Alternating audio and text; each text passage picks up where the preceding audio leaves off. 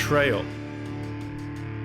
That's not really a word you'd think of when you think of Star Wars, but it is definitely something that has been a part of its storytelling throughout its history. So we're going to talk about that, have a little deep discussion about betrayal in Star Wars here. So welcome everybody to the Resistance broadcast, the Resistance Betrayal, James. TRB. Yes, so. Yeah, I'm John. Thanks for joining us today. Me and James, Lacey is not with us. She's all good. She just wasn't able to make this week's recording, but she should be back with us on Monday. So if you miss her, worry not. She will be back. But you can always find her on Twitter and Instagram at Lacey Gilleran. And we'll see you soon, Lacey. We'll hold it down for you till you're back. But yeah, James, before we get into a lot of this Star Wars stuff we're going to talk about, did you watch the prologue for Jurassic World Dominion? No, I haven't seen it yet. Okay. Probably by the time this episode airs, I'll have checked it out, but yeah, it dropped and I haven't had a time to check it out, but apparently you have. What are you thinking? My two thoughts on it. One, blew me away, the effects. Because it starts with the time, the Jurassic period of the dinosaurs, 65 million years ago, and like the effects that they have now for these dinosaurs, honestly, like I don't usually like get like blown away by things. That blew me away. If I saw that on an IMAX or something, holy cow. And like down to like the hairs that they have on the T-Rexes now and stuff, like it is wild how good it was. And in my opinion, it's the best effect since the first Jurassic Park movie, where they blended both puppetry, practical, and CG. I felt the sequels have kind of faltered a bit with that stuff, but man, this looked so good. So, props to Colin Trevorrow, because all that always falls on the director, and they demand more and they demand perfection, and it looks like he's got it. He's got a right mix here for this one. But also it made me think of like, if this is the prologue for this movie, I can never imagine Star Wars doing that. Be like, here's the first 5 minutes of the next Star Wars movie for everybody. Wait a minute, they did do that. When? Star Wars did that. In fact, I didn't watch.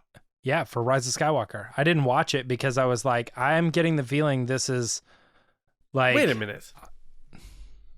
Mm-hmm. What did they show? Kylo Ren going to Exegol, flying there, landing there, going down the elevator, all this. It was all like real time. It wasn't... I mean, I think it was like pitched just kind of a trailer, but it was like a 5-minute trailer or something. Oh, when he arrives and you hear Palpatine's voice. It was 30 seconds. I think it was more than 30 seconds. My was impression like of it... 6 minutes. No, I understand. There's a difference there, but I'm saying okay. You bring it up, and I specifically remember a point where I was watching it, and I was like, I feel like I'm watching part of the movie, and I don't want to watch this. I'm going to wait until I'm in the theater, because all of this about... this huge castle, and he's going down and there's lightning strikes and stuff. I'm like, I'm watching the movie on my phone. I don't want to see this. And so I backed out, and I went back later and watched it. And you're right. It's like everything leading up to like when Palpatine talks to him or something, or when he sees him or something. And I'm like, oh my gosh, man, this was a lot to put like in a trailer. It was the reveal of the voices. Yeah. Is what it, yeah. But yeah, this is the first 5 or 6 minutes or whatever, and I was like, wow. That's kind of a new trend. I think they've done that for a couple different movies. It's just it was very cool, very refreshing, and it looked great. So hopefully it's good. I've been fooled by these Jurassic movies so many times, and I can't forgive them for that second one, Fallen Kingdom. Just the whole retcon of the story with the cloning of the daughter and stuff, like, I feel like it jumped the shark a bit, and hopefully Trevorrow reels it back a bit and gives them a good ending with this one. Sounds like they're going to try to Force Awakens this one with the old actors and stuff too. So yeah, or Ghostbusters, apparently. Which I still have to see. Hopefully by the time this comes out, I'd have seen it. But yeah, Yeah, that we've talked about that before, the second movie, and like there's something in there, like it's like watching a bad movie that has like a really good concept, and you're like, oh, maybe if I rewatch it again, like maybe I'll understand more of the concept and stuff. But it's just it's a bad movie. Like the jokes and the scenes and the pacing and everything just doesn't line up. I think like the idea of, hey, where does this technology go? You know, we recreated dinosaurs, and now that exist, we've opened Pandora's box. What would really happen in the real world if that were the case? I think they're going the right direction with it, but it just is a bad movie. Like just dumb stuff like the guy auctioning off dinosaurs for like $20. Yeah. I'm like, yeah. Why are you so excited? You're making like $500,000 on a dinosaur. Like these numbers should be way bigger. Like I think by the end of that movie, he like had sold like half of the stock for like 7 million or something. And I'm like, that's it? I feel like one dinosaur could have easily been 10 million, you know? 10 billion. Yeah. I mean, like crazy numbers. What's more valuable if you had a T-Rex today or the Star Wars franchise, which sold for $4 billion to Disney? If you had a T-Rex and there was only one in existence, is that worth more than the Star Wars franchise? Well, you're forgetting a Tyrannosaurus Rex. Yeah, I mean, you're also kind of forgetting part of what they were selling in that movie was weaponized, like dinosaurs and stuff too. Oh no, I know. I'm just saying. So it's like in a vacuum. that. I'm not talking about the movie. I'm just saying, like. I know, but I'm saying that's part of the point. Is like it was so much. That movie stinks, man. So much more. It should have that creature should have been so much worth so much more than what they were. But again, there was all eye rolly stuff all through the movie. I think I liked the story or the direction in theory, and it just does not pay off. It's not a rewatchable fun movie. Oh, brutal. Yeah, you could skip that one, I think. Yeah. But anyway, we're a Star Wars podcast. Yeah, so I'm just curious what you thought on that. Yeah, I mean, ILM is obviously in the mix there, so there's a little ties there. But yeah, so we are going to have a discussion later on acts of betrayal in Star Wars. It should be an interesting one to see what we bounce off each other on that. And of course, your tweets later. But first, James, what's our first segment of the day? I fear nothing, for all this, as the Force wills it. Well, you just heard it, John. It's Will of the Force. But I do want to say, before we actually get into the questions that we have for the show today, I want to mention our Patreon. And that's, if you love the pod and you love what we do and you happen to have the ability to support us, please consider joining the Patreon at patreon.com/resistancebroadcast. That ability to support us starts at just $2 a month, which is not crazy. And it's a thank you for patrons of every tier. You're going to receive exclusive weekly bonuses and perks and other cool benefits as you move up the ranks. But that support allows us to do everything that we do on the show, including all those extra videos, but 2 episodes a week, and the Discord and talking to you guys on a regular basis, everything that comes along with everything that we do. So if you are able to support us, that would mean a lot. At least go to the link, follow in the show notes, head over to the website, check it out, see if something looks right to you. What's fun is that we're resistance based, so you could be a general, or you could be a commander or something. Yeah, we have all these kind of things, and it was really fun to come up with those ranks. And yeah, we have Spice Runners too, which is a little off the beaten path, if you will. But yeah, thank you guys so much. Again, that's patreon.com/resistancebroadcast if you want to check it out. But let's get into the questions here. And the first one of the perks is being able to submit questions to this very segment. And here we have Commander Kibbles and Siths asking the question to us: will we ever see a holocron make its way into live action? Now, the answer for me is yes, absolutely. But I was very close to being like, wait a minute. And I didn't have enough time to look into this, but I was like, have we not already gotten this? Is this a thing? Is this not a thing? Have we seen a holocron? And I think the only thing that I could come up with was in Dryden Voss's lair, those triangles behind him are Sith holocrons, are they not? They look They're like it. giant. And but he's I a collector. I believe canonically those are Sith holocrons. So, and there might be another smaller one in there somewhere. But what are your thoughts on holocrons making their way into live action, maybe beyond a background piece and having some sort of like substantial part of the story? Not only do I think we will, but I think we could see it as soon as in the Kenobi series, as if we see more of Vader's castle. We already saw Vader kind of looked like he was sitting down in concept art, receiving a message from somebody. Like, could he be viewing a message via a holocron? I think we're going to see more of his castle in the show, and I think it's very possible that we're going to get a look of it that we haven't yet, because they want, like, why revisit something that they're going to show us the same beats of? So we saw parts of it in Rogue One. Obviously, there's a lot of it in the comics. I think we're going to see a side of the castle or part of the castle, maybe Vader's quarters, where we're going to get a glimpse of something, and I wouldn't be shocked if it's even used in some way. I'm not talking about it as a MacGuffin or anything like that, like the Wayfinders in Rise of Skywalker, but I think we absolutely will, and I'm just guessing we could as soon as the Obi-Wan Kenobi series. Yeah, I think you're right, especially considering where we saw it in Rebels was him opening up the holocron and it having Obi-Wan saying, don't return to the temple. So like there's something to that can kind of, if they wanted to reference that, like if he happened to have his own recording of it and he was watching it, you'd be like, oh man, Revenge of the Sith. Yeah. Remember that? Yeah. So it's very possible. I did bust out the visual dictionary to see if it actually says, like one of those little lines that says, oh, check it out, Sith holocron or whatever. I still think it is. I feel like I've seen it somewhere, but it doesn't mention it in the visual dictionary. I don't even see it, but I remember those things being in the background. So, good stuff. Looking into it, though. Yeah. All right, we got another question here, and that's, will Obi-Wan Kenobi deliver the final line of the Obi-Wan Kenobi series? Now, John, you were the person that wrote this question, and I think I know why, because your answer is yes. Oh, but I'm guessing. What do you think? I think you've written it in your head. What do you got?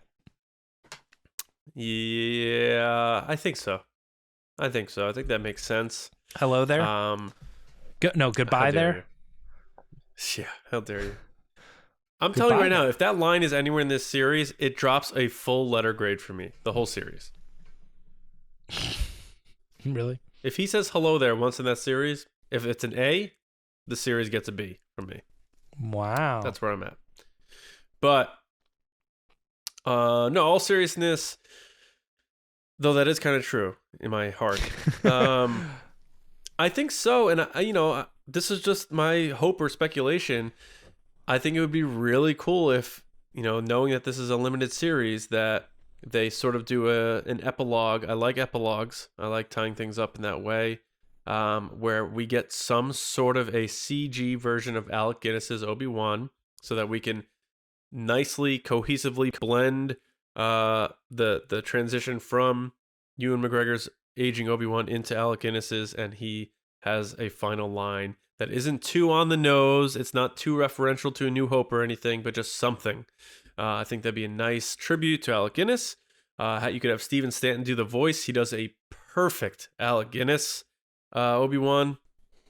I think it'd be a chef's kiss, home run way to end that series. So I'm going to say yes, Obi-Wan does have the last line, and I'm hoping it's via some sort of an Alec Guinness version.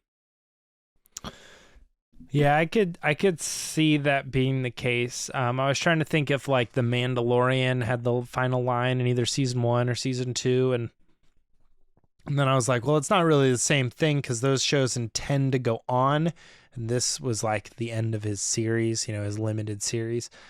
I'm gonna say why not? It seems like I don't want to say it's like a safe bet because obviously there's like a lot of characters that could do it, but that it seems like a good solid ending to the show. If my mathematic trick comes in, you got to go no, because it's Obi-Wan or literally any other character ever. Yeah. So, you got to go no. But I'm with you that I like the idea that you've presented that he closes out his own show. So yeah, I'm gonna say sure, why not? Because he's probably not gonna have the first line. It's gonna be more of a dramatic big reveal of him, right? So I'm still voting for first line hello there, last line goodbye there. Obviously not. All right, moving on here. Our next one comes from one of our generals, Hass Islam. Hass, wanted to ask us, will we see a change in policy and management style from Kathleen Kennedy now that she has been given an extension to her contract? So I'm trying to piece together where maybe the question is coming from, because my initial thoughts is no, why would we think that she is going to change the way she's managed the company for 10 years now. But what were your thoughts when you saw this question, John? My thoughts are no. And I think Hass's question is probably rooted in, the latest stumbles, the Rogue Squadron thing. And, we've seen that happening a lot with the feature films especially. So her getting a new contract, maybe he's wondering, was there a stipulation put in like, listen, you need to put this person in charge of oversight or vetting or, maybe something like that. I don't think that's the case, because I think Bob Chapek, I don't see him as the guy who's always out there saying things, as opposed to a Bob Iger who's way more of an outgoing personality type. Bob Iger is a very quotable guy, and he's done a lot of interviews. Bob Chapek, I don't see the same way. He seems more, keeps things close to the vest sort of thing. But he was outspoken in saying we're keeping Kathleen Kennedy around. This was before this whole contract news came out. Like, she's gonna be a big part for years to come. All this stuff. That sounds like somebody who believes in her and what she's doing, and isn't about to reel in someone with her resume. So I don't see anything that would tell me that they'd be changing how things are going and giving her a contract extension. If they were going to change policy and how they're running things at Lucasfilm, she'd be out. So I'm going to say no. I don't think there's going to be much of a change there. Yeah, same for me too. Like, I can't imagine they were like, "Hey, we'll extend your contract if you straighten up or you start doing the things the way we envision them." I don't know. I feel like that's if you're not getting along with one of the leaders of one of the biggest sections or segments of your Disney property that you have, you just get rid of that person. You don't tell them, right. This is how it's going to be from now on. When you renew their contract, that's a way of saying we are totally cool with the way things are going on that branch of our Disney tree. So, I don't think anything's going to change. So, I don't know. Sorry, Hass. We'll wait another 3 years at least and see how things go. All right, we got one more question here, and that's, will Fennec Shand end up turning on Boba Fett at some point in the Book of Boba Fett? I'm going to go with no on this. Even though she's ruthless, and she doesn't really have any particular loyalties, I am aware that the only reason she's with Boba Fett right now is because he saved her life and she owes the life debt. I don't know at what point that life debt could theoretically end. But I don't see the one person that is Boba Fett's team member to be all of a sudden mid-series another enemy that he has to go up against. I feel that they are going to keep this character as the Chewbacca to his Han kind of thing. Ooh. Like over time, yes, there was the life debt, but I think they click and they'll have the same understanding and mentality, And I think to have that character betray on Boba would almost take away from the series. I mean, maybe they could do it right, but just on initial hearing that could be one of the things, I'm like, man, that's when I feel like the show would probably start to lose what's going on.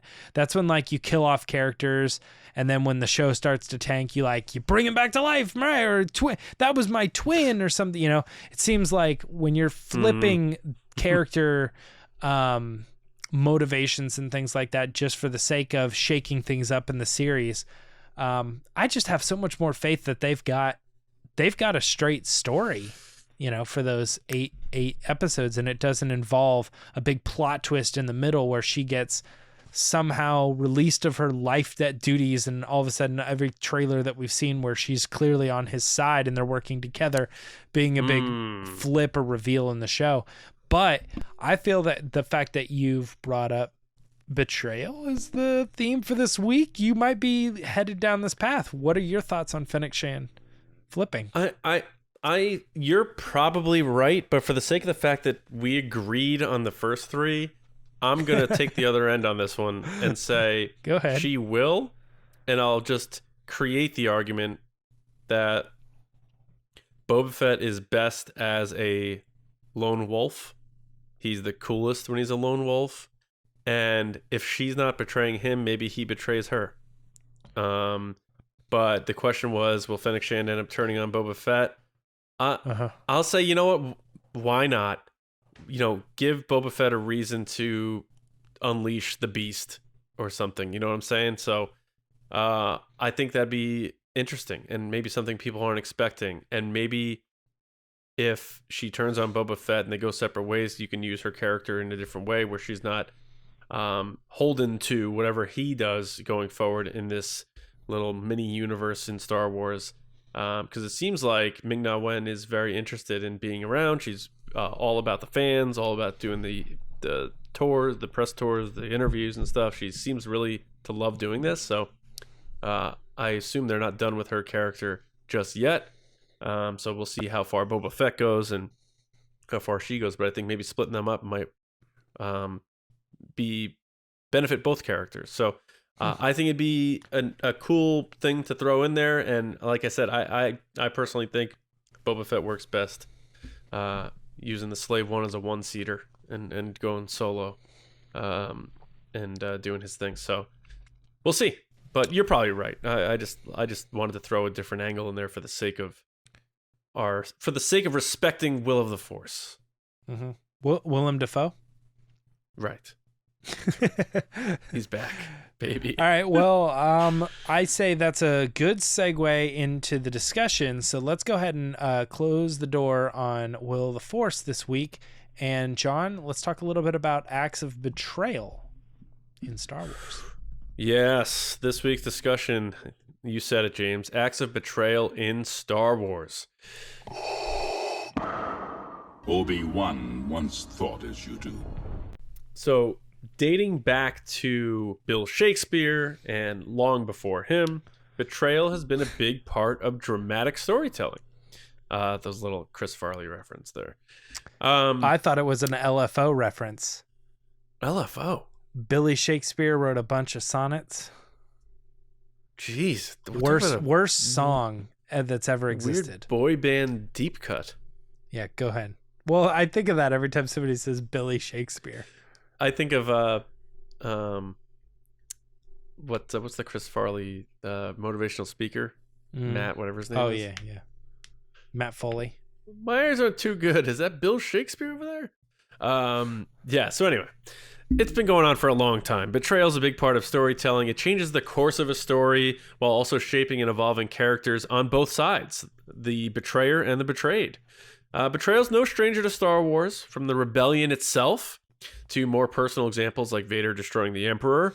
So, James, let's get into it. Betrayal in Star Wars. It has appeared in pretty much every aspect of Star Wars storytelling, from small examples to larger ones. So let's have some fun talking about it and what it has done for the progression of those stories that it happens in, as well as what it does to the characters. Off the bat, the big one is obviously you always think of betrayal as it's the bad guy, someone doing something bad to betray someone they love or a friend. But really, one of the biggest ones is the rebellion, the betrayal against the Empire. That's one of the biggest forms of betrayal, and that's what Emperor Palpatine and Tarkin were all considering the rebels as terrorists. They're betraying our union, our empire. So I think that is certainly one example. But in terms of like character ones, obviously one that's big for me is the shaping of Han Solo into the guy we meet at the beginning of A New Hope by 3 betrayals against him in Solo. And that's Lando leaving him high and dry on Savareen with the Falcon. That's Beckett betraying him at the end of the movie and breaking his heart as his father figure and forcing Han to have to kill him. And of course, Kira, his love, leaving him as well and turning out to side her further allegiances to Crimson Dawn and Darth Maul, which, as Alden Ehrenreich has said in interviews about if he ever came back to play the character, he'd be very interested in playing that colder, more jaded version of Han that has been betrayed and burned a few times. So we see how, we meet a character like Han Solo in A New Hope, and you're like, wow, this guy's only out for himself. The first words out of his mouth are literally his own name, Han Solo. And why did he get that way? Because he got burned and betrayed by a lot of people that he put trust in. So we got a cool version of a character because of something bad that happened to him. So betrayal's not always a bad thing in Star Wars, James, because it could sometimes give us a very cool version of characters we love. But when I first pitched this, the idea of this topic, what was like? Did anything first pop into your head, or did you have to like do some contemplating, some digging? Do you have bigger thematic examples? Like where are you at when you think of betrayal in Star Wars? So all the examples you gave are great stories where I'm like, oh yeah, are great examples. I'm like, oh shoot, yeah, those are definitely great examples. But you didn't mention the one that popped into my head, which I think is probably most people's, which would be Lando Calrissian betraying them in Empire. Yeah. And I've had some fun playing around with that betrayal too. Like, I don't think this is the case, but it's kind of one of those things where did he really betray them? He says, I had no other choice. They arrived just before you. He's got to put all of his people and his city and everything ahead of, a few individuals. He has to make a hard choice. So did he really betray them? But I think like, if you look at the dialogue and the point of the story, I don't think that goes unturned as like that's definitely supposed to be the story. Yeah. He throws him under the bus and then kind of regrets it and ends up changing his ways and trying to double back on himself, so on his choices there. But that is the first one to me, and I think that particular betrayal being one of the big main key points and probably what most people would consider to be the best Star Wars movie really sets the bar as like, hey man, when I think about Star Wars, I think about a big betrayal being monument, in the story. So that's my understanding, but I did a little bit of diving. I went looking for classic examples of betrayal in Star Wars, and I was like, holy crap, there's a lot of them. Yeah. And it really goes to show how often these characters or they look, you mentioned it right there. William Shakespeare has been doing betrayal. It's been a big thing, but when I generally think of betrayal, I think of it as a quick, cheap move, like somebody quick one. That's interesting. Well, quick is in like, nobody's watching our show. How can we drum this up? How could we spice up our story? Let's just say that a character who is perceived as good has really been the bad guy the whole time. You know what I mean? And it seems to kind of fall in those types of tropes where you might say like, oh, it's a cheap open ending, or it was all a dream, or something like that. And I don't even know how often those things like particularly happen in a poor way. But when I think of betrayal, sometimes I think if like it borderlines between being like really good and like what a massive hit for the characters and the stories, and what does that mean for like the character who betrayed? Sometimes, it could be a really cool story piece where they're like, well, the reason I betrayed is because I've had this bigger plan that's offsets or sets up more of the story that we're going to learn about and things like that. But sometimes it's just weak. Like here's an example, just another one, not in Star Wars, but like Indiana Jones and the Kingdom of the Crystal Skulls. They had that character who, like, his whole point in the movie is you could never figure out what side he's on because he was like double, triple crossing everybody. Yeah, Mac. Yeah. Yeah, and it's like that to me is, again, it's like where it feels like betrayal can be like a cheap, like, oh, this part of the story is getting boring, so let's have a character be like, sorry, I sold you guys out, but I'm gonna get to meet with my wife and kids, and then they all get killed or something. It's just like an easy way to like set the story going a certain way. But I don't necessarily think that Star Wars, when I was looking at a lot of these examples, they don't always necessarily go that route. And I'm like, oh, wow. So a lot of these are really big, noticeable, like, betrayals of characters. For instance, just another one that's like great is the Jedi Council kind of having this opinion of Ahsoka that, was not in her character at all. And her being like, yo, you guys turn your back on me. And that just sets up so much bigger story that has to do with like, what's wrong with the Jedi? Why did they think that? Now that she's experienced this, that particular moment is almost inarguable that set up Ahsoka as one of the biggest reasons we like that character, is because she was in that moment, and the decisions she made because of that betrayal, or at least perceived betrayal to her, it was just like so pivotal to Star Wars that it like, changed everything, so it's like so important to not just completely write it off as a cheap move like I often sometimes do. Looking at these examples, betrayal is big. One of the biggest ones that is revealed by the betrayer is what set a lot of the Skywalker saga story in motion, which is Palpatine betraying Plagueis. Yeah. He killed his master in his sleep, and he took the reins, and that set him on his path of being the one, the main Sith, the lead. Which also sets up the Sith kind of rule of two and purpose, that every one of them at some point betrays their master. It's like the lore is kind of the betrayal aspect is built into the lore of the Sith. Oh yeah, it's that, you always want to be number one, and you always want to be the top dog, and we see it with Vader trying to lure and appease to Luke about the temptation of joining the dark side by saying, like, we can overthrow the Emperor, he's foreseen this, that sort of thing. So history repeats itself, and also kind of like what goes around comes around, especially when you're a bad person. Like karma's a real deal. But there's also example, like betrayal is also a good storytelling tool to use to like do a cheat move in boosting how we feel about certain characters when they get betrayed, or when something happens to them and you're like, now I really want to root for that comeuppance, or I want to see them get their payback, or I want something to happen where something good to happen to them after having been betrayed. But also at the same time, when we see someone betray somebody, we also root for the betrayer.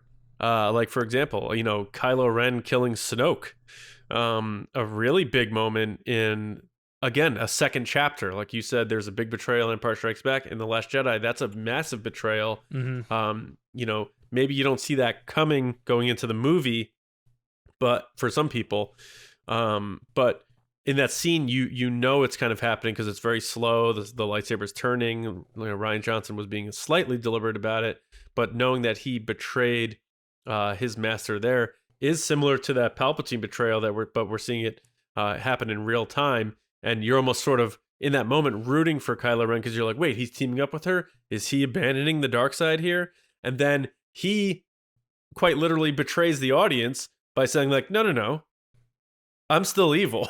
Like, I had you there for a second, but I want her to join me on the dark side. And so that whole scene was loaded with it because it was kind of meta in a little way because it was almost like speaking to us, the audience, like we were buying into him, maybe like joining the light side or returning to the light side, and he's like, no, we're doing this now. So I find that to be that scene to be a good example in a double-barreled way. Mm-hmm. Yeah, betrayal is something that it's interesting. It seems like it can seed in just about any point in a movie. Like I'm trying to even think like outside of Star Wars, like sometimes when big motivational betrayals change just kind of the scope or the direction of the movie. One that just keeps popping into my head is the first Matrix or whatever, because you have a character who wants to Bennett,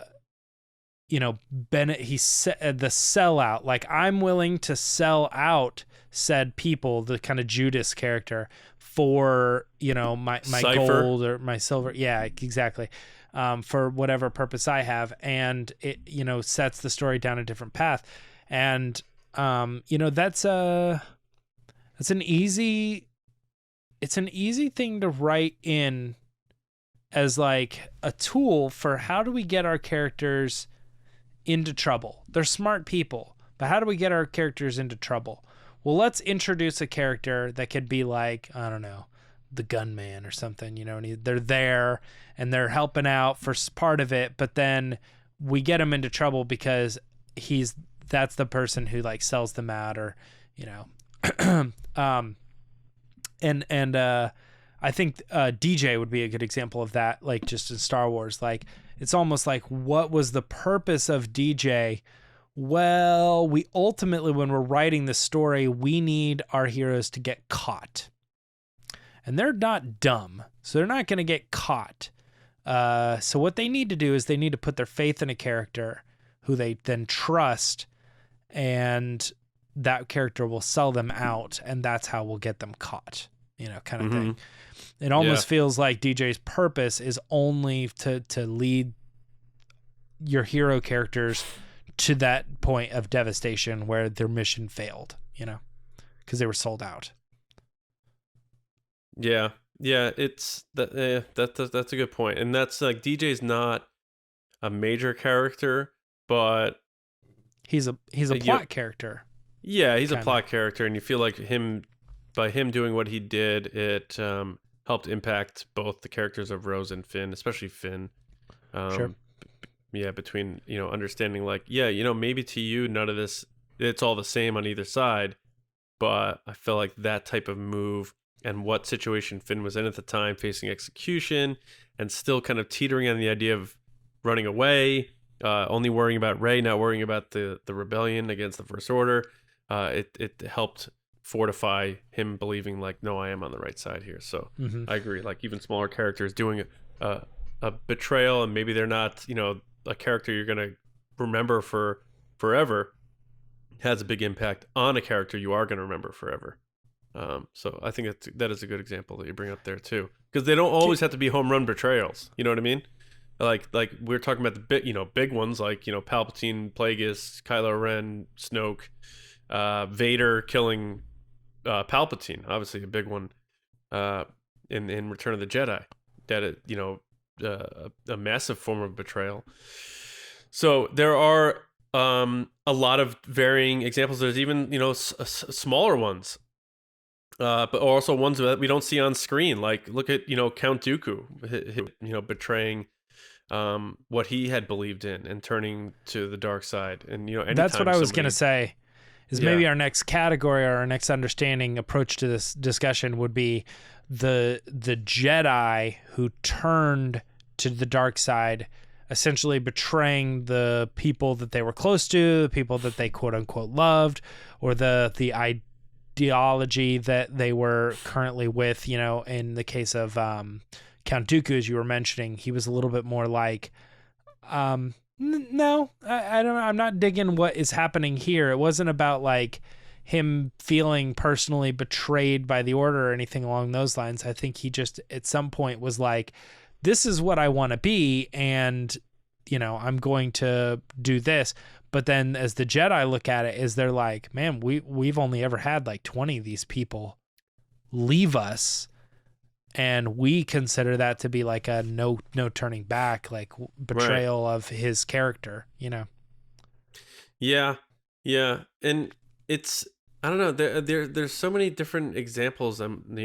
When we first started talking about the idea, like I was like, oh, there's got to be, a handful to 10 of these, but there really are just a ton, and each one kind of has their own unique spin or twist on these things.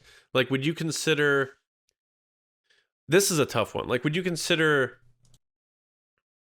Kylo Ren killing Han Solo a betrayal because he kind of coaxed him into thinking he was going to go with him, and because it is father and son, even though he was fully already entrenched as Kylo Ren, Han Solo's fully aware of that. He had previously said our son is gone. It's not like one of those things where it's like, oh, I think you're a Jedi, and then you just killed me.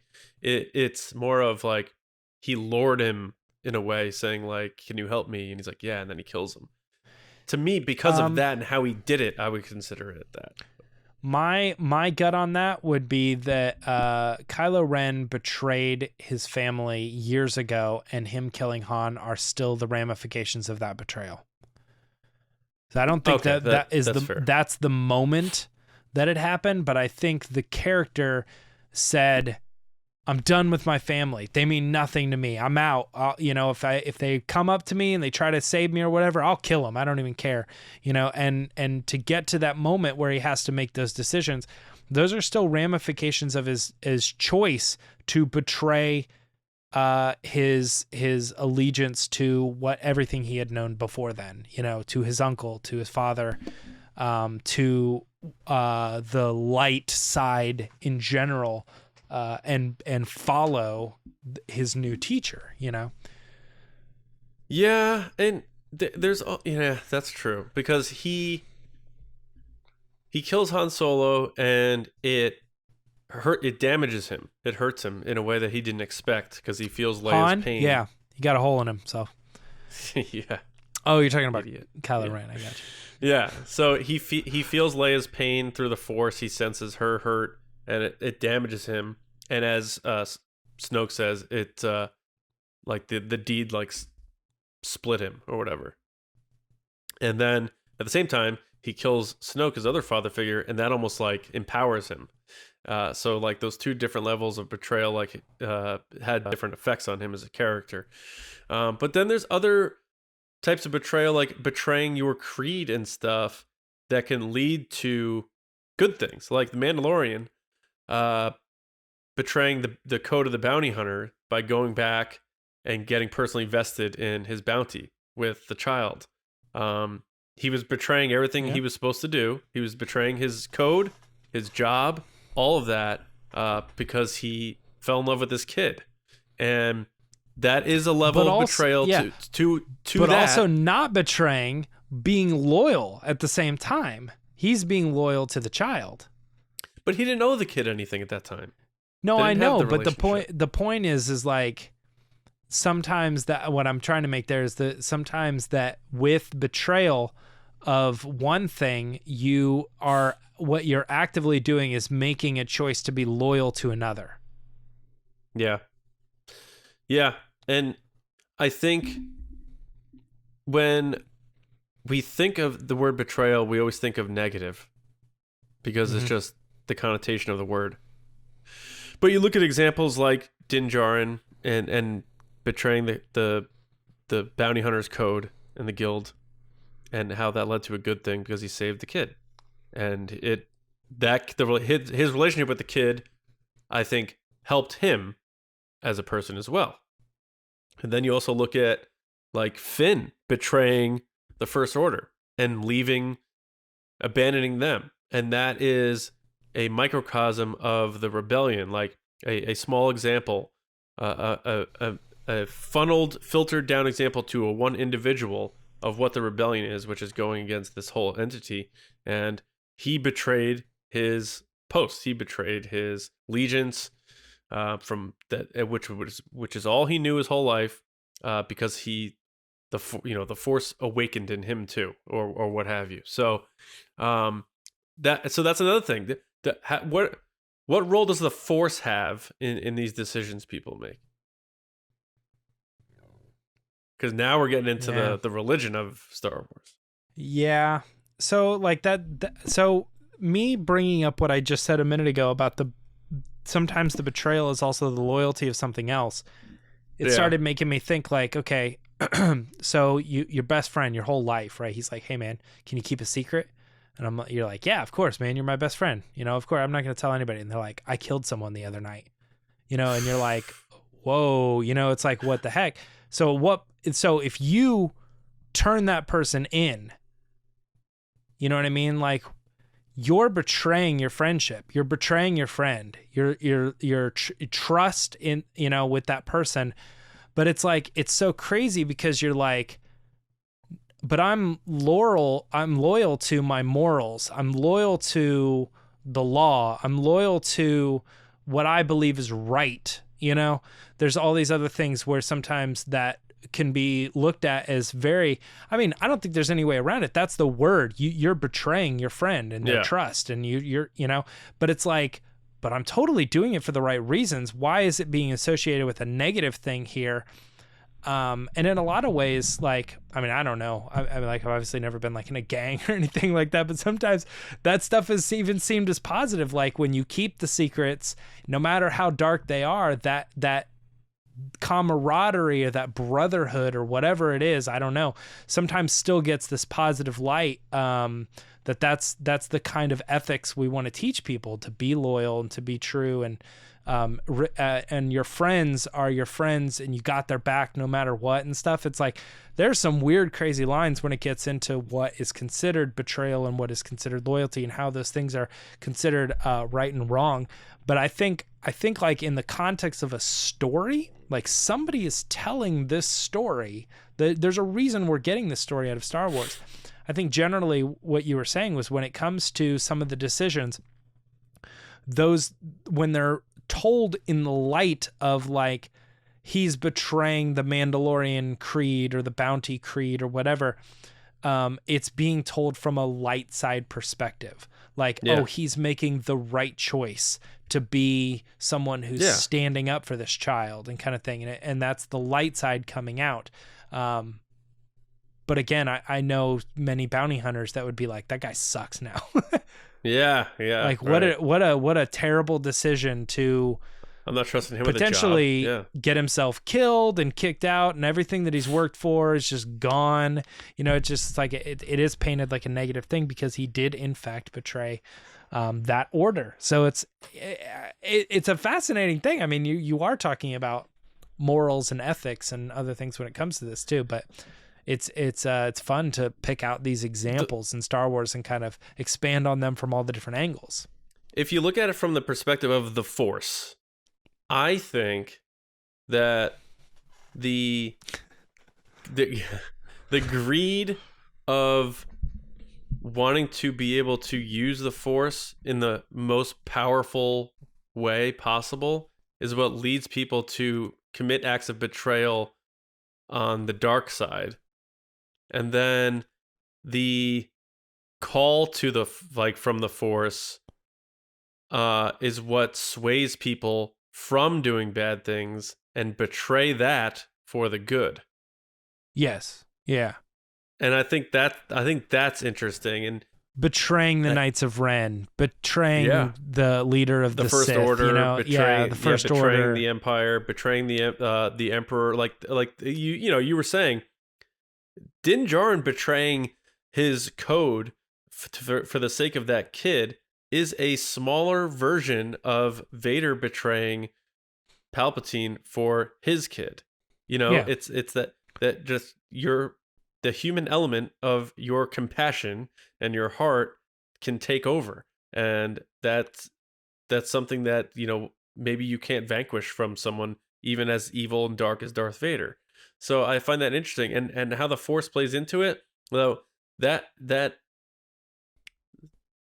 two sides of it thing, the greed element for the dark side to want the power, and then the Force kind of calling to someone to say, like, do the right thing on this side, on the other side, is kind of like, I think, what George Lucas was saying when he wrote it, which is it's for kids who are going to be going through a very tough time in their life where they're going to be tempted to fit in or buckle to peer pressures and make bad choices, and maybe that will steer them down a path they can't come back from, or it'll allow them to make the right choices and make the virtuous choices.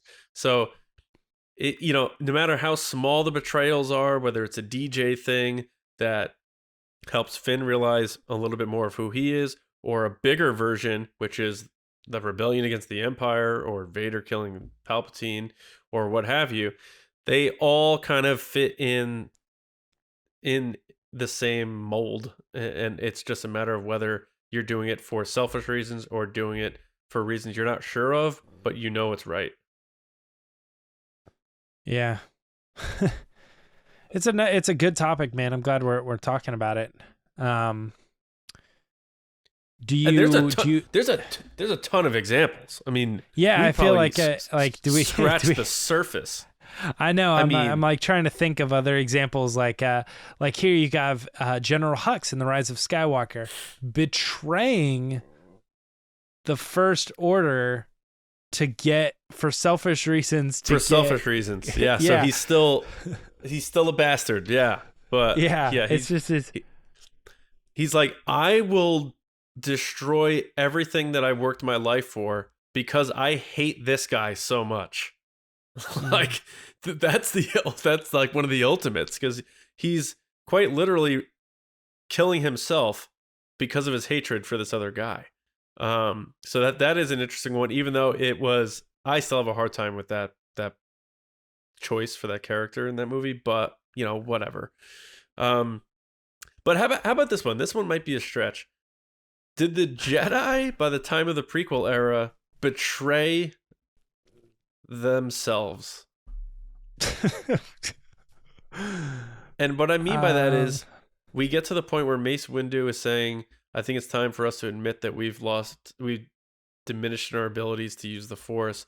Like, in other words, was Palpatine right a little bit in the sense where the Jedi sort of did lose their way in terms of what they were supposed to be, and get too mixed up in the politics of the galaxy, and too mixed up in being soldiers, and too mixed up with the clone army stuff, where they weren't really keepers of the peace anymore? They were soldiers in a sense. And did that ultimately lead to Palpatine being able to do what he did because they couldn't sense it anymore, because they've kind of lost touch with the Force? So it sounds silly in me saying it, but when I put it in that perspective, is it fair to say that they sort of betrayed the Jedi Code in a way, and how they devolved, or whatever you want to call it, by the time of the rise of the Empire? I don't know, man. Sometimes I have a hard... and it doesn't mean it's on purpose. You can still betray something without being consciously doing it. Like, I have a hard time sometimes with the, Jedi and why they ended up the way that they ended up. And, I tend to think like, no, man, Palpatine was like misleading him that whole time. And like your example, even then saying they were more soldiers than what they were supposed to be, which is keepers of the peace, but they weren't like, shoot, what's the term? Not colonizing. Is that what I don't know. Like, they weren't helping. Militant? They weren't helping to destroy worlds to expand the Republic or something like that. You had people that were trying to attack you, and they were holding their ground. They weren't like they didn't become soldiers in the sense of like they were forcing people to change their mind or something like that. I don't know. Maybe that is part of the story. Maybe I'm misunderstanding that a little bit. That in a lot of ways there were these people who were the separatists who were like, no, things suck and we need to change. And the Jedi were like, no, we're not going to let you change. You need to be part of the Republic, kind of thing. Yeah. I mean, maybe that's part of what's going on there. And because I definitely know that George put in the crawl, there were heroes on both sides. And then that was something that was expanded in the Clone Wars, where Padme Amidala goes and visits an old friend, and she kind of explains why you would want to be a separatist. And I think they might even get into that on Cassian, you know, because he was a separatist. That's his family. That's how he grew up. So I think maybe they can explore that a little bit, and how the Jedi were kind of falling away from their guiding principles. But yeah. I still kind of stand a little bit that I feel like it's a little bit of a stretch to quite call it a betrayal of your own guiding principles. But that's fair. I know what you're getting at, and it's an interesting argument in itself. Like, how did the Jedi get where they got? How about a direct one that definitely changed the fate of the entire galaxy, which is Galen Erso. Oh yeah, yeah. Setting the trap. So I was thinking about this earlier with Agent Callus, for instance. A lot of times it feels like when people betray the Empire and abandon and they go to the rebels, it's just like they've made that decision and they just like leave. But I think like some of the more intriguing stories are the ones where they stay because they can do more good for the rebellion being on the inside. And Agent Callus is an example of that. And here you're saying too, I don't know that he did try to leave at one point, but his argument was that he stayed because they knew they were going to do it without him.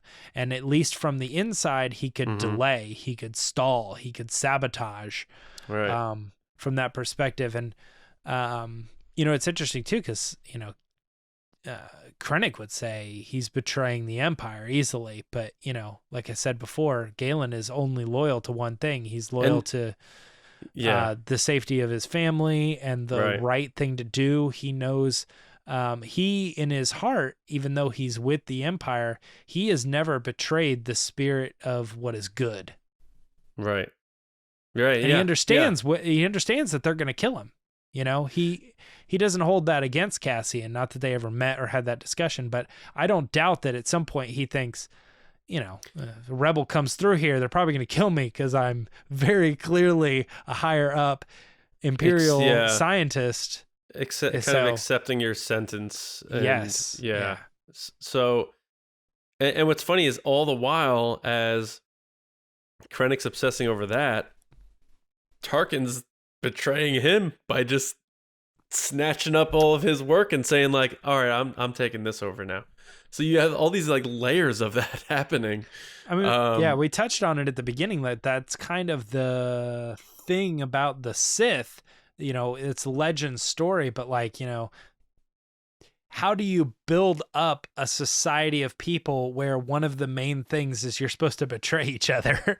Right. It doesn't really make up a lot of sense because so that society kind of falls apart because everybody just is fighting each other because they're being raised as if like one of the good things to do is gain more power by betraying everybody. It doesn't really inherently work.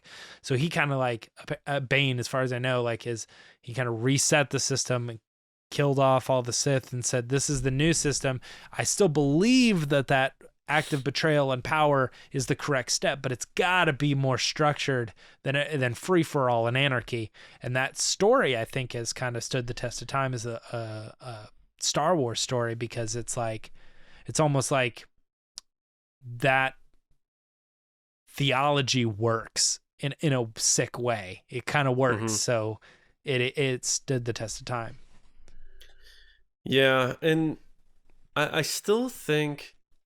My favorite example of the character just getting shaped by it is Han, though, and I think that is a big part why I like Solo so much, is because a lot of people say like, oh, it's just those beats of things that we knew happened in his life, and they just put it together in a movie. But it's like, no, it's kind of more than that because, you had this kid who was, for all intents and purposes, an orphan, knew his parents, but obviously estranged. Still has this sort of hopeful, optimistic view of things he's going to be able to achieve in the galaxy. I'm going to be the best pilot. I'm going to go back and rescue my girl. This is all going to happen. I'm just going to figure out how to do it. And then as he's going through this movie, he gets this new father figure. He finds this new friend. He finds the girl, and they all kind of burn him.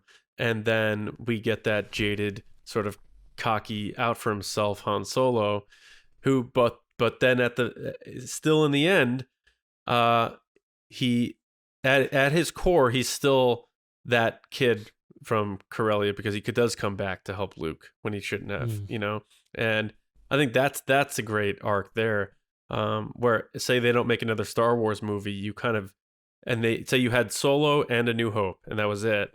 You kind of get that, like, oh, he rounded it out. He did wind up coming back to that kid that, wanted to be the best pilot in the galaxy or whatever. You could put a bow on Han Solo's story there if that was the end of Star Wars and be like, that's satisfying to me. But seeing how he kind of got there is tragic in a way, because he had to kill his own, like, father figure, man. Like, that scene between him and Beckett is heavy. That is a heavy duty scene. And it kind of like, it was the passing of the torch where he had to become Beckett in a way. You know what I mean? Mm-hmm. Because Beckett betrayed him. And then, like, the Kira thing and the Lando thing. And the Lando's isn't as bad, because Lando was just like, that was my ship. I'm leaving. And that's fine.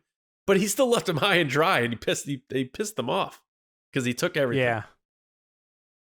And I think that like Lando looking out for himself in that moment, and Han being, like, aware of that and being impressionable at that time, leads to a character who would say, know what the rebellion is up against and take his reward and still walk away. I don't care about this job or anything like that. You know what I mean? Like, I'm getting out of here, saving my own skin, kind of thing. So I think, like, when you're looking at how Beckett's betrayal affected Han in the long run, don't overlook that Lando betrayal right then and there, because I think Lando's getting out of there is the same reason you get a Han that is not willing to fight with Luke.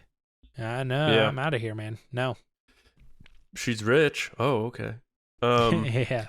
I guess there's one big one that we haven't really talked about that is tough to talk about, because we saw different points of view of how it happened, and we didn't really get a full fleshed out understanding of it, was Kylo Ren betraying Luke. Yeah, I don't know. I thought you were going to say Luke betraying Kylo Ren, which is why I was a little up in arms about it, because I've seen it portrayed that way, as Luke was the one who made the mistake, and because he walked over and turned his lightsaber on, that it caused Ben to be like, whoa, no, this guy's going to kill me. There. He betrayed me. Yeah. I know, which is that my point is, like, I've seen that side of it, and I go, I don't think Luke was betraying Ben in that moment, but I mean, there's an argument there, but I don't think that, but you're looking at it as Ben saying, and we did touch on this. I think that the moment where he kills Han is the repercussion of a betrayal that happened a long time ago. And that's when Ben made the decision to go away from his family, including his uncle, at that night, or that day, and follow Snoke.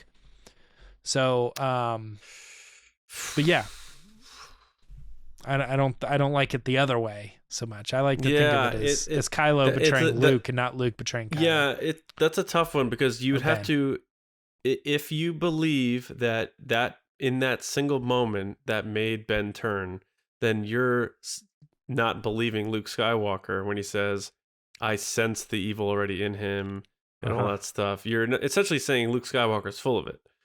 And I don't think anybody's saying that. So, and the comics sort of did flesh out that Snoke was sort of the devil in his ear and luring him and putting those ideas in his head. And then you had the Knights of Ren courting him and all of that. And I didn't necessarily love those comics or anything like that. I definitely read them because I wanted to understand the story a bit better.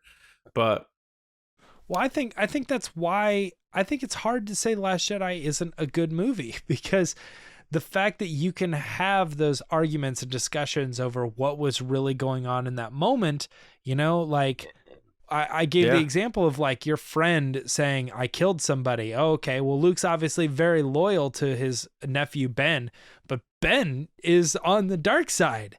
And he's Right. starting to think like, if I turn this guy in or I kill him or I end it, then I'm potentially doing the right for the galaxy. I'm doing the right for the light side. Like if I let this person live because I care about him, then I'm selfishly allowing this dark entity to continue and will eventually create chaos. You know, he has to have those thoughts going through his head, and like, you know, it's a fleeting moment. I turned the lightsaber on, I thought about it, but as I stared at him, I realized that wasn't the right thing, but it was too late. He'd already seen me, and it just offsets the story. I'm like, that's good storytelling, man. Like, I don't know what more you want out of that. I Like, agree. you think that Yeah. cheapens Luke, but like, you're not. I think if you think that cheapens Luke, you're maybe not looking at the decision that he has to make, where his nephew is very clearly bad. You know what I Yeah. mean? I think people are looking too much, but he wasn't clearly bad because he was 1% good and he eventually became Right. good, you know, or whatever. It's like, oh man, but And he's it's a, 99% black, you know, so it it's like, creates it's hard. it creates a complicated journey for the fan, like Lacey, for example, who Luke Skywalker's her biggest hero Big in time, Star yeah. Wars, and then she also just loves the idea of Ben Solo coming back and getting redemption. So like she Mhm. has to face that scene and be like, oh my god, like what do I even do with this, you know? And we've talked about Yeah. that, and that's a tough one. So I agree, that movie definitely twists you up and makes you like have to like have a hard time making choices on what you think of Luke and what you think of Kylo Ren and Ben Solo. So I agree, absolutely. Ryan Johnson did a great job there. I know we're up against it with time. We went a little longer. That's fine because this is a cool discussion, and I want to revisit it when Lacey's back, of course. But do you have any, like, now that we delved into a lot of examples and how some of them are tied with the similar themes and how they flowed and their after effects and stuff. Any final thoughts on the aspect of betrayal in Star Wars before we move on here? None other than I would hope that maybe I kind of look at it a little bit differently. When you say betrayal in Star Wars to me yesterday, I go, yeah, I remember Lando. That's a thing. And today, I'm a little bit more understanding that it's an element that has been used largely and I don't know what the other term is, shortly, small in approach, in execution, that can be used differently throughout the series and has all sorts of shades, positive and negative. Yeah. So it definitely kind of provides a different angle on storytelling and perspective of characters and motivations and how that changed the story and stuff. And I think it happens a lot more than I was giving it credit for. So good topic, and we'll definitely have more to talk about it in the future.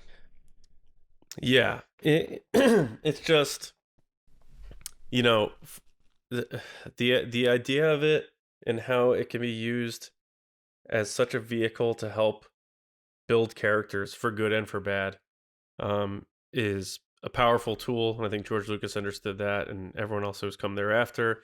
And just how we look at the Force too, it makes it interesting, like we touched on, and just all the examples that we went through and those just big movie moments, if you want to call them that. It's certainly a part of Star Wars that maybe we don't talk about a lot, but it impacts a lot of the story, and it makes it very interesting. And I don't know if Star Wars could exist without all those different examples of betrayal, like you said, for good and for bad. So very cool topic. We hope you enjoyed it. If you have examples that we didn't talk about, we could keep going here. Let us know. There's probably a ton more from Clone Wars, a lot of versions in the books as well. We were talking about really the big cinematic ones for the most part. We did touch on some of the animated too and the TV shows, but let us know in the comments on YouTube. If you're on social media, quote tweet the episode with an act of betrayal in Star Wars that you think was impactful to you as a fan. And let's have some fun. Let's keep that discussion going because it doesn't get touched on a lot, but I think it has a bigger role to play in the franchise than we maybe initially think when we think of the word betrayal. So hope you enjoyed that. We're not done yet though, James. One more segment to go. Am I filling in here? Yep. Go ahead.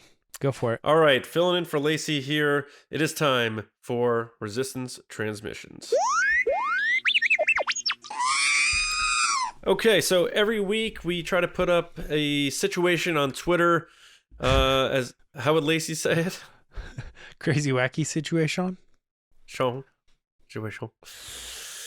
And we ask you for your tweets and replies to them, and most of the time it's for fun. Sometimes we get deep, but we just had a deep discussion. Now it's the time to have a little fun here.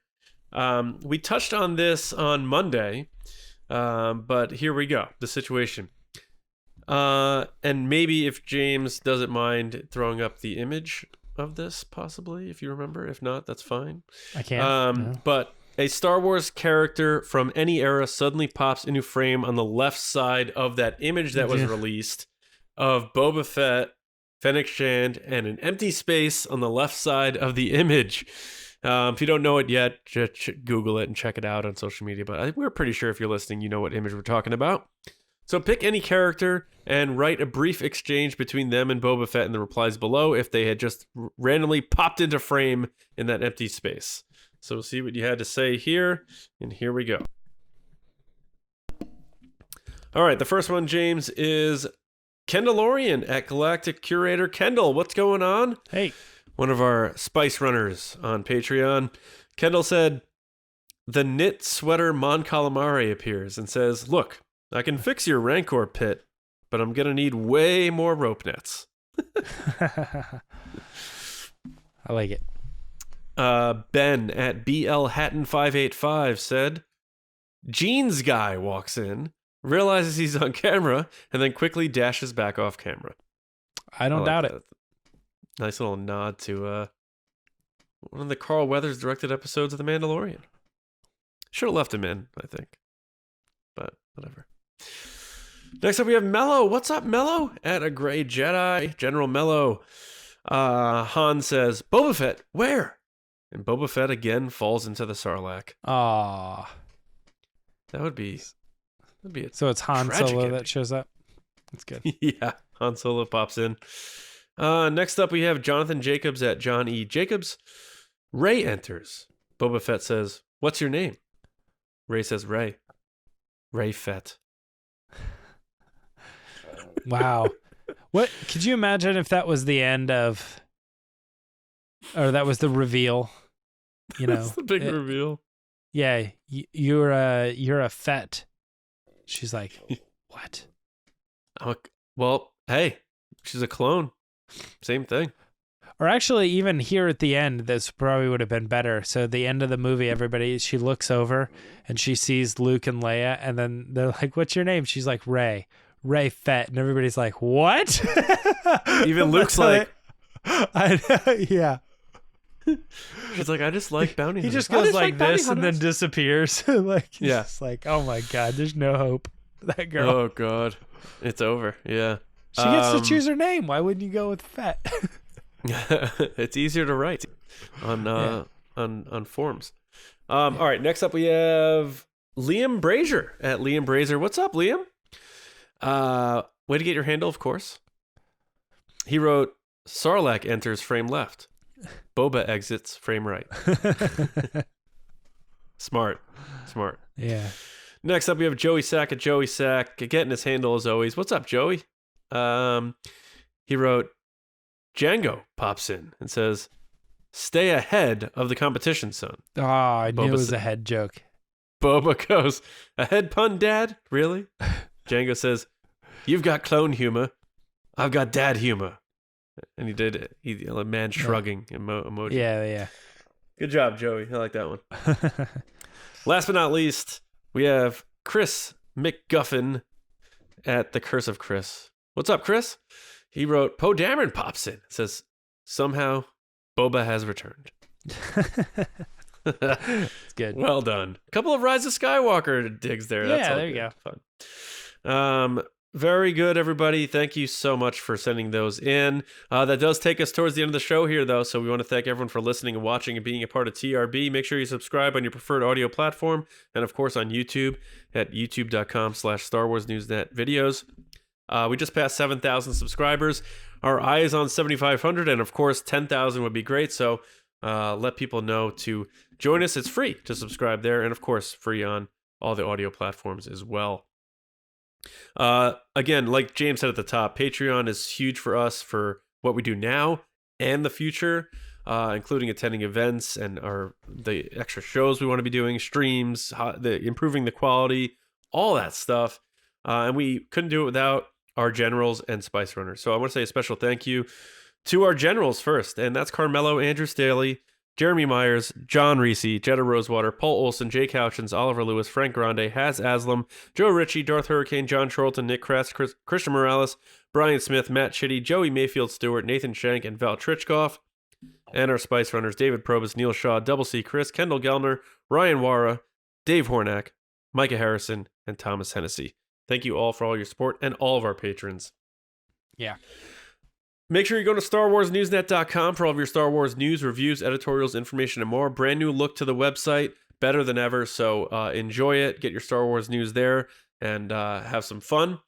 And our shirt store is store.resistancebroadcast.com. Pick up some merch. Make Solo 2 happen. We still have a little bit of pins left. We have our new design called No Moon, which has all 3 super weapons in it. So you can have the full collection right there on your shirt via that quote from Obi-Wan Kenobi. So, and James designed that as he does most of our shirts. That's it for those plugs. As far as we go, you guys can find Lacey on Twitter and Instagram at Lacey Gilleran. She should be back with us on Monday. So we look forward to having Lacey back here, of course. And you can find me on Twitter at Johnny Hoey, writing and editing at StarWarsNewsNet.com, and my movie podcast, Just Like the Movies. Go check out our recent episode on Gladiator. You can find our podcast free on all audio apps. James? You can find me on Twitter and Instagram at MeyerChunks. That's all I got. That's all he's got. That's all I got. Where are you guys at with the books? You guys doing any book discussions coming up? I don't know, John. Hiatus. Yeah, unsure where we're at. There'll be more coming. We know that.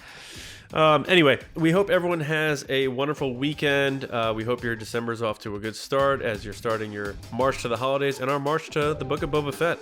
So we're going to be gearing up now, but until then, enjoy your weekends. We'll see you Monday morning with another episode right here on TRB.